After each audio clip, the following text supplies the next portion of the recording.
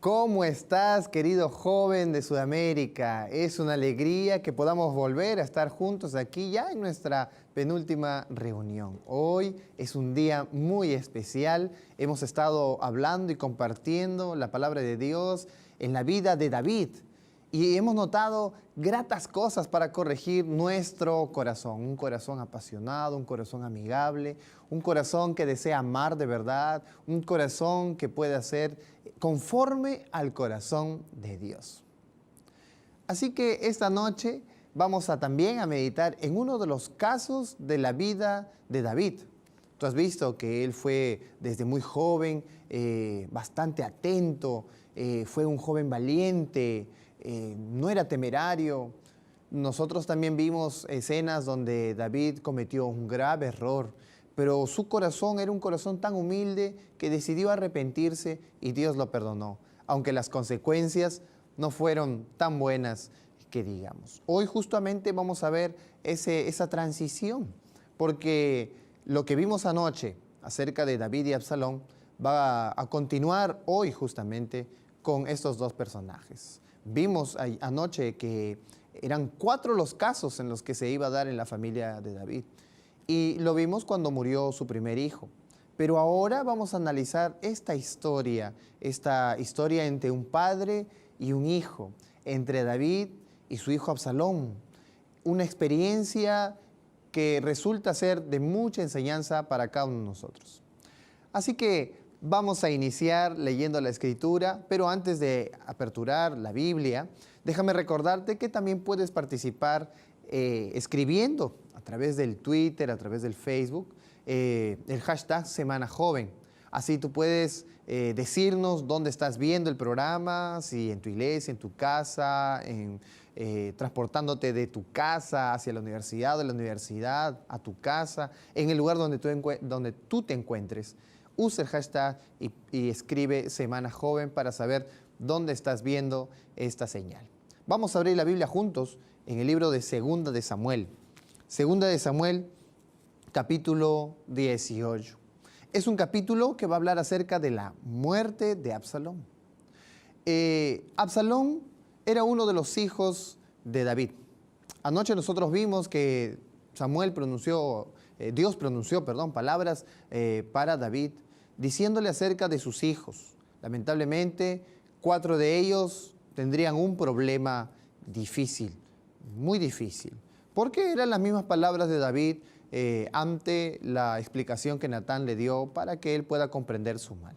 Con 4 tantos devolverá el precio de lo que robó este hombre, de lo que aprovechó este hombre rico sobre el hombre pobre. Y en realidad el castigo era para él.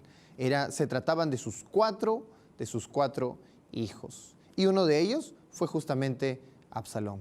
Amnón y Tamar también pasaron por esta triste experiencia. Pero Absalón fue uno de los jóvenes hijos de David que quería vengar la situación de Tamar por causa de Amnón. Así que, como nosotros conocemos en la historia, Absalón aniquiló a su hermano Amnón porque había abusado de su hermana. Lamentablemente, Absalón, con este hecho, escapó de la corte, fue lejos y él trató de volver. La Biblia dice que Absalón volvió a la corte, pero no se veía con David. También la Biblia dice que Absalón, como estaba cerca de la corte, se entrevistaba con las personas del pueblo, estaba en la puerta del palacio, hablaba con estas personas y estaba casi quitándole el lugar de su padre. Estaba hablando acerca con las personas en la puerta y tratando de solucionar sus problemas. Daba a entender que si él fuese el gobernador del pueblo, en realidad él podría solucionar las situaciones que ellos estaban pasando, porque el rey, en este caso David, su padre, el rey no estaba atento para solucionar estos conflictos. ¿Alguna vez te has preguntado acerca de tus hijos? ¿Cómo serán ellos? ¿Serán como tú? ¿Como tu esposa? ¿Serán como parte de la familia? Y si ellos se equivocan, te preguntarás tú en alguna ocasión, ¿en qué erré para que ellos hagan esto? Tranquilo. Como padre, a veces tenemos que reconocer que los defectos de los hijos son los errores como padre. Sin embargo, no puedes echarte totalmente la culpa, porque a veces los hijos también deciden. Déjame decirte que la historia de Absalón es una historia que nos habla acerca de la paternalidad, no solo por Absalón, sino por el mismo rey David. David sabía que este hecho había acontecido entre Absalón y Amnón, que Absalón había matado a Amnón, pero también sabía David que Amnón había pecado contra su hermana. David como rey debía emplear la justicia. Amnón debía de morir. Pero David no lo hizo porque era su hijo. ¿Qué padre desearía castigar o matar a su hijo? ¿Estás entre la espada y la pared o entre la justicia y tu cariño como padre? ¿Qué es lo primero que tienes que hacer? La Biblia habla el caso de otro personaje en el Antiguo Testamento, antes que existiese el rey David, casi un poco antes que nazca Samuel. Se trata de la historia de Elí. Elí era un sacerdote del pueblo de Israel, pero él no había hecho que sus hijos obedezcan la ley. Él como sacerdote enseñaba la ley al pueblo, pero sus hijos no habían aprendido totalmente a conocer a Dios. La Biblia dice que ellos no tenían temor de Dios y por lo tanto se comportaban haciendo desórdenes en el pueblo y el pueblo lo sabía. A veces como padres tomamos decisiones que pueden causar ciertas consecuencias con nuestros hijos. David no castigó a tiempo a Amnón, no castigó a tiempo a Absalón, porque él había sido acusado de haberse llevado la esposa de Urías Heteo. Y por esa razón, David se volvió débil para hacer justicia. Pensaba que si él hacía justicia, acarrearía sobre él más mal de lo que ya se veía ante el pueblo. Lo que no imaginó David es que esa conducta lo conduciría a que sus hijos tuviesen serios problemas. Amnón no fue muerto por la justicia. Y cuando Absalón aniquiló a Amnón, Absalón tampoco fue a la cárcel por esta situación. Realmente David se había vuelto un gobernante débil. No procuraba la justicia ni siquiera en su propia casa. Por esa razón, Absalón estaba en las puertas del palacio tratando de hablar que él debería ser el rey. Y casi lo logra. La historia dice que Absalón logró que David huyese del palacio y Absalón tomó lugar y se acostó con las concubinas de su padre David. ¿Te parece fuerte esta situación? Todo esto estaba aconteciendo en la casa del rey David, el rey que era conforme al corazón de Dios. Ahora, Absalón llegó a tomar posesión del lugar que le correspondía a David. David estaba lejos, había huido, pero él con sus amigos trató de saber qué es lo que estaba haciendo Absalón hasta que se desató una batalla. Y David envió a su ejército y Absalón también. Esta batalla es la que se narra en 2 de Samuel capítulo 18, donde Absalón es capturado no por los hombres. El cabello de Absalón era tan espeso y largo que quedó atrapado entre las ramas de los árboles y fue allí entonces dado muerto. Los oficiales vinieron, le llegaron flechas y lo aniquilaron. Ahora, ¿quién le diría al rey que su hijo fue muerto? ¿Quién sería el valiente que pudiera acercarse al rey David y decirle que lo habían matado? Nadie se animaba, pero tomaron la decisión de hacerlo. David se enteró de esto y miren ustedes lo que grita el rey David cuando su hijo es muerto. Verso 33. Entonces el rey se turbó y subió a la sala de la puerta y lloró. Y yendo decía así: Hijo mío, Absalón, hijo mío, Absalón, ¿quién me diera que muriera yo en lugar de ti? Absalón, hijo mío, hijo mío. Absalón no había solo muerto por sus decisiones, en realidad fueron decisiones propias de Absalón, tomar el reino de su padre, aunque su padre todavía estaba vivo. Sin embargo, las consecuencias, los errores que cometió David, la falta de disciplina hizo que en realidad Absalón fuera de esta manera. No es que en sus genes había cierta malicia, sino que él no fue corregido en el momento indicado. ¿No te has preguntado tú que como padre en algún momento es necesario disciplinar y corregir a tu hijo? Sí, es cierto. Y a veces causa dolor en el corazón tomar esas decisiones. Pero por el bienestar de él es necesario que se haga justicia. Es necesario que no solo te mueva a educar a tu hijo, el hecho de que sea tu hijo, sino que tienes que educarlo porque la manera correcta para que él tenga un futuro correcto es disciplinándolo con anticipación. Por esa razón, David no tuvo manera de detener las acciones de Absalón, porque sencillamente David no lo había corregido a tiempo. Su casa llevaba las consecuencias de su propia injusticia. Ahora, ¿qué es lo que nos recomienda la Biblia acerca de una actitud como esta? ¿Qué es lo que nos recomienda la Biblia para hacer en una situación así?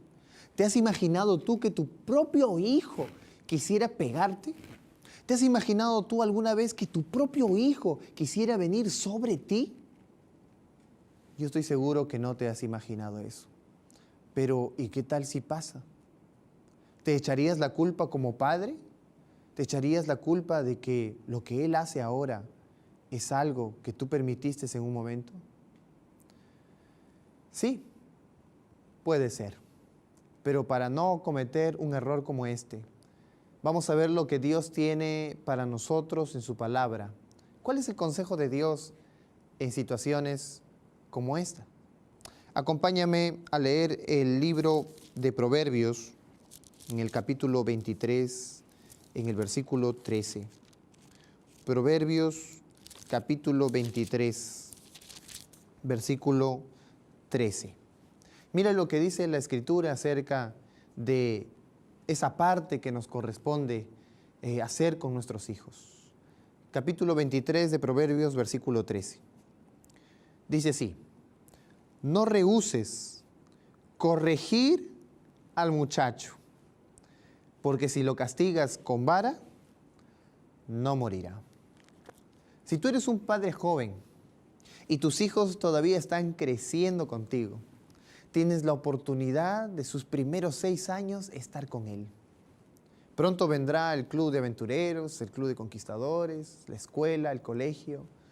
Vendrán otros lugares donde él tenga que estar relacionándose con otras personas. Pero ahora tú tienes la oportunidad de tener a tu hijo pequeño a tu lado. Y puedes enseñarle todo lo que necesita para que él pueda corregirse en la vida. Necesitas instruir a tu hijo ahora. A veces se piensa que la instrucción es mandarlo inmediatamente al colegio o a la escuela, pero eso no es cierto. La instrucción inicia con tu propia actitud, con los propios actos que tú tienes en tu hogar, la manera como sonríes, la manera como te enojas, todo eso aprende tu hijo. Por esa razón, Dios tenía razón y lógica de decir estas palabras: no rehúses corregir al muchacho. No rehúses, no te detengas para hacerlo. Es necesario que lo hagas. Es necesario que formes en su corazón un corazón obediente. Pero para formar un corazón obediente, tú también tienes que ser obediente. No rehúses corregir al muchacho. ¿Por qué? Porque si lo castigas con vara, no morirá. También hay que entender que en el texto, cuando se habla de vara, obviamente no se habla de que tú puedas coger un pedazo de madera o quizás un cordón y tengas que darle de latigazos, pegarle y ser violento con él. Ten cuidado, la violencia siempre engendrará violencia. No es necesario responder al mal con el mal. Pero la Biblia no está hablando acerca de eso, del golpe, del maltrato. Lo que la Biblia está hablando es una manera figurativa de lo que el pastor de ovejas hacía con sus propias ovejas. ¿Qué pastor de ovejas maltrataría a sus propios animales? No lo haría nunca. Pero sí usa la vara para corregir el camino. La pone en el camino para que la oveja no se vaya fuera del redil. Esa es la manera figurada que usa la Biblia para hablar acerca de la corrección. No dejes que tu hijo haga cosas que al final tengan consecuencias graves con él.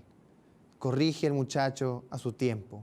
Busca un corazón obediente en él, pero eso va a depender de que tú también formes un corazón obediente. Esta noche vamos a orar porque hay algunos jóvenes que me están viendo. Yo estoy seguro que tú no eres padre. Todavía ni siquiera te has casado o quizás ni siquiera hay novia o novio. Así que ahora tienes la oportunidad de que antes de que nazcan tus hijos tengas un corazón obediente. Vamos a hacer una decisión importante. Vamos a escribir hoy para el mundo y para Dios. Usemos nuestra red social para decirle al mundo con el numeral: quiero un corazón obediente. Quiero un corazón obediente. En esta semana joven vamos a aprender a que Dios con su palabra pueda corregir nuestra vida y hacer de nuestro corazón un corazón obediente para formar otros corazones obedientes. ¿Te animas a orar esta noche? Vamos a orar ahí donde estamos. Te agradecemos, oh Señor, porque has permitido que tu palabra nos ayude a entender, Señor, en la experiencia del rey David, cuán importante es ser padre. Y sobre todo, que ser padre hay que hacerlo antes de que realmente lo seamos. Gracias, Señor, porque has permitido esta oportunidad de ser hijos tuyos con un corazón obediente que también sea obediente. Te pedimos ahora crear en otros corazones esa obediencia. En el nombre de tu Hijo amado Jesús. Amén. Nos vemos hasta mañana en esta Semana Joven aquí a través de Nuevo Tiempo.